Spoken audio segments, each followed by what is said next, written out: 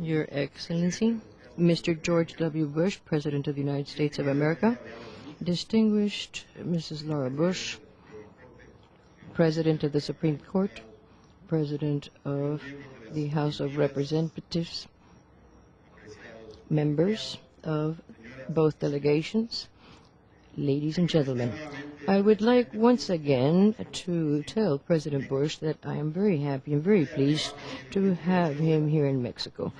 Our meetings have been very fruitful, not only because of the dialogue that we have held and for the solutions that we arrived at, but also because this shows the type of relation that we have between our two countries. Your presence here, Mr. President, in Mexico, allows us to see from both sides the challenges of the dynamic relation which exists between our two countries. It is clear that interdependence is a sign of our relation.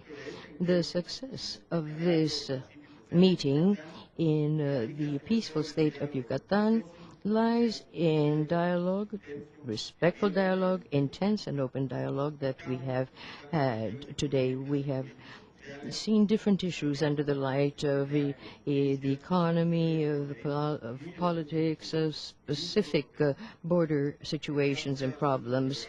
And we have seen all of this on the basis of equality, and we have based our dialogue on equity. Throughout our agenda, we have seen cooperation repeatedly.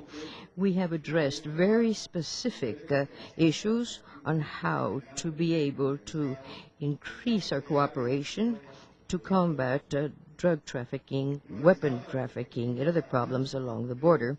We have analyzed opening up of trade in sectors which are viable in our economies and which also brings forth good news for Mexico this year, opening up to all the states of the United States of our avocado and also cross-border situations which will help trucking companies in both countries.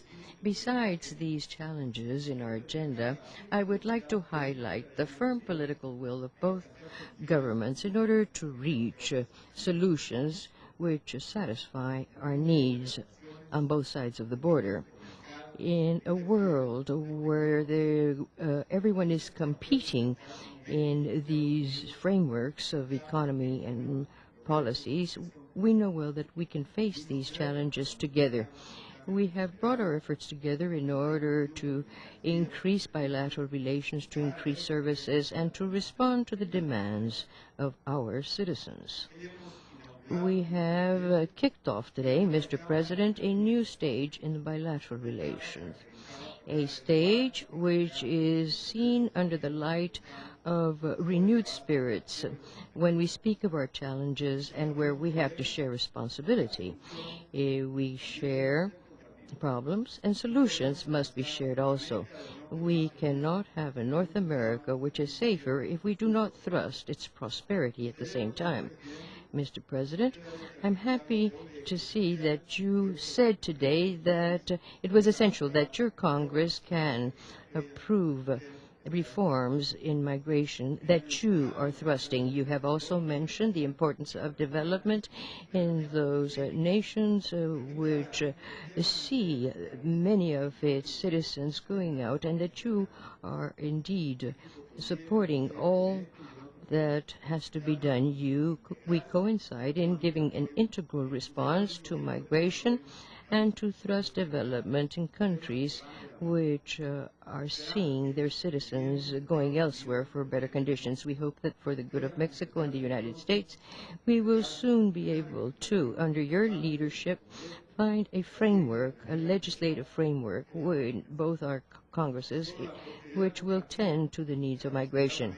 Only with shared responsibility will we live in an America with harmony and with work. In Mexico, we do not abandon our objective of becoming, in the near future, one of the 5 most thriving and stronger economies of the world. That's why we want Mexico to be one of the best destinations for investments. And in so doing, we are working arduously in order to structure what we need in order to have sustained development, to tend to the needs of our societies. We want all Mexicans to find here in their soil the opportunities that they need for their development and well-being. I'm certain that the United States, a society which is characterized by diversity and by work, understands economic and social efforts put forth by Mexico today. Mr. President, I would like to recall the words of Benjamin Franklin when he said, either we all walk together towards peace, or we will never find it. Mexico and the United States have a fruitful and sound alliance. We are friends, we are neighbors, and strategic partners. We have common goals for development. We share values such as democracy, freedom, and respect for human rights and the law. I am certain that from this very important meeting on, our governments will continue to work with new spirits to foster international cooperation and to reach better levels of development. With that conviction in mind, allow me to raise my glass. Allow me to raise my glass and to make a toast for the health and well-being of President Bush and his distinguished wife, and for the prosperity and happiness of Mexicans and U.S. citizens. Thank you very much.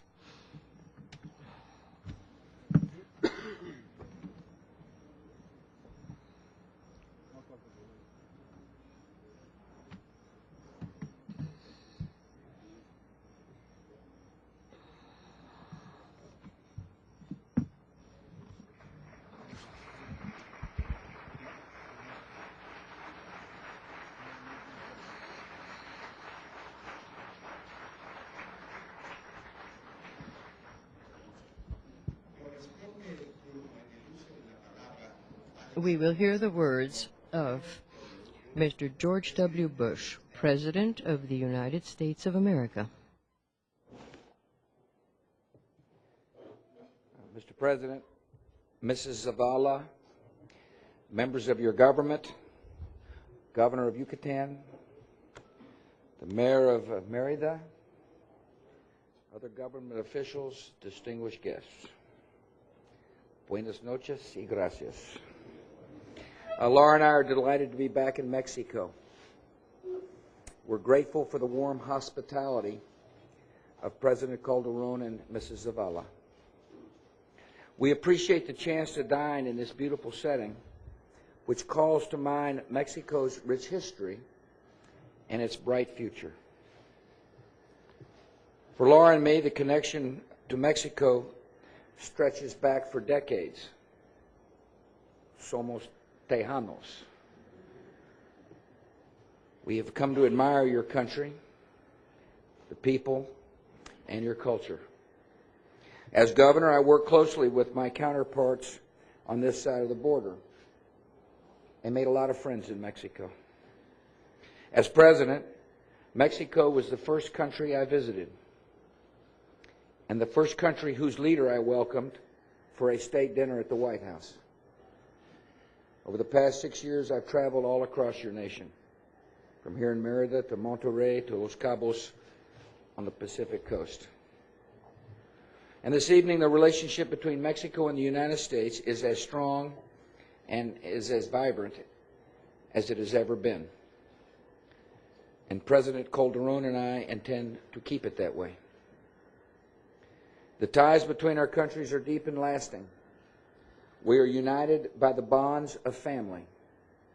We are united by the growing commerce that crosses our border each day. And we are united in our faith in an almighty God. The accident of geography made our two countries neighbors, but common values have made us friends. The most important value we share is our belief in democracy. And last year, the world saw Mexican democracy in action. Across the country, large numbers of voters turned out for an election that was open, honest, and really close. Come to think of it, it sounds familiar to me.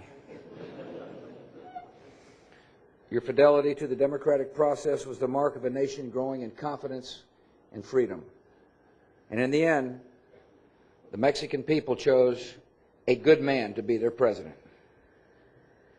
Shortly before his inauguration, President Calderon came to see me in the Oval Office.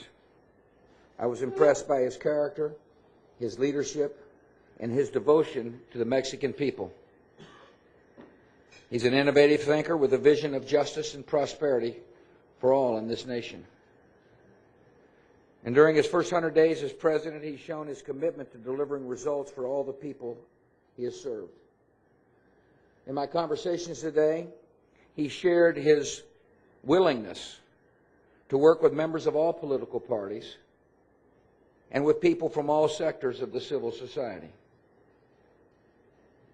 Today we discussed the President's top priorities. I share those priorities. His top priority is to provide security throughout the country. He's taking bold steps to enforce the rule of law and to crack down on organized crime and drugs and reform the judicial system. The United States is a strong partner in these efforts. We got work to do on our side of the border. People provide drugs because there is a demand for drugs. And the United States must do a better job of reducing the demand for drugs. And at the same time, I look forward to close cooperation to work with the President and other presidents in our region to interdict the supply of drugs. President Calderon also knows the importance of creating new opportunities for Mexico's economy. He's laid out innovative policies to combat poverty and to create jobs.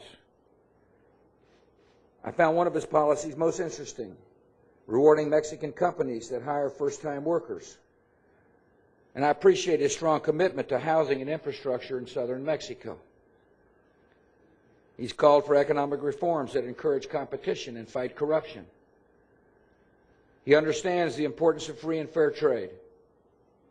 The United States welcomes a strong Mexican economy, and we fully understand that we must work together to facilitate a smooth transition to full trade, especially on sensitive issues such as corn and beans.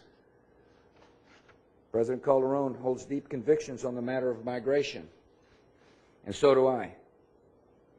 Our nations share a 2,000-mile border, and that should be a source of unity, not division. So we're working together to keep both sides of the border open to tourism and trade, and close to criminals and drug dealers and smugglers and terrorists and gun runners. I appreciate the President's commitment to secure Mexican borders on both the north and the south. And I told the President today, and I'm going to keep repeating it while I'm here in Mexico, that I know our country must have comprehensive immigration reform. We are a rule of law, but it's important for the American citizens to understand that family values do not stop at the Rio Grande River, and that it's in our nation's interests to have a comprehensive immigration law so we can hold the great values of America, values based on human dignity and the worth of each individual. And so, Mr. President, it's been a good day. We spent a lot of time talking about important issues in a very constructive and friendly way. I appreciate your candor. I appreciate you being straightforward. And I, too, would like to offer a toast to the good people of Mexico and its leaders.